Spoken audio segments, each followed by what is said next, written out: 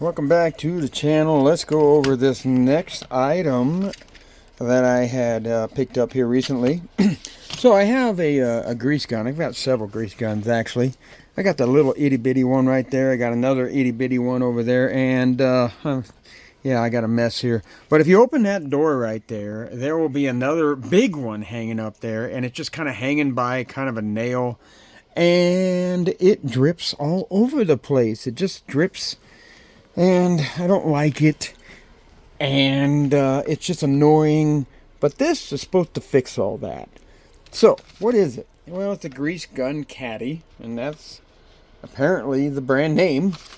Let's see here. I got this one at Summit Racing. Here's the grease gun holder, HH1 quadruple 02. So if that's an indication of how many products they make, this is the second product I think they make. So anyway, made in Canada, I guess. Canadians are going to be upset that I bought something from them. After all, we're going to do this tariff shit, right? So I guess this is not going to be as cheap as it is now. It's going to be a lot more expensive here pretty soon, I guess. It was 19 bucks, 18.99, something like that. So it's going to go up, I guess, because of these tariffs and whatnot. Or, you know, the Canadians are just not going to sell it to us because, after all, you know, we're assholes now. But whatever. So, grease gun Caddy. Here we go. HH International. www.greaseguncaddy.com. So apparently they've got a website. They make more than just this, maybe. I mean, why would you have a website to just make this? But anyway, whatever. I needed something, and I was on Summit, and I've actually had this in my tool wish list for quite some time, because I knew that grease gun was just leaking all over the place, and I want to hang it up nicer. So you open the package. You got 4 screws here, which that kind of impressed me. 4 screws for this, really? I'm pretty sure 2 would work. You'll notice here that this is loose. And see, this is why I do these videos, because you would not know this. I mean, I didn't know this when I bought this thing. I thought this thing was just going to look like that right there. You know? Well, turns out it's red, not blue. I didn't get a choice of color when I picked this thing. So I thought it was going to be blue, and it turns out to be red. Also, this looks like it's, like, you know, quite permanent, and so does that. So I didn't realize that this is removable. As you can see here, you can take this baby out like that and put it back in if you want. I mean, of course you want to. You got to use it, right? So my guess for this is maybe, you know, after. Now, of course, I'm not like a heavy-duty shop. I'm not going to be using this thing every single day. But I can imagine that a heavy-duty shop that's going to be using this every single day, they're probably, you know, going to be, like, snapping this thing in and out, in and out, in and out, in and out. And eventually, this is going to wear out or break.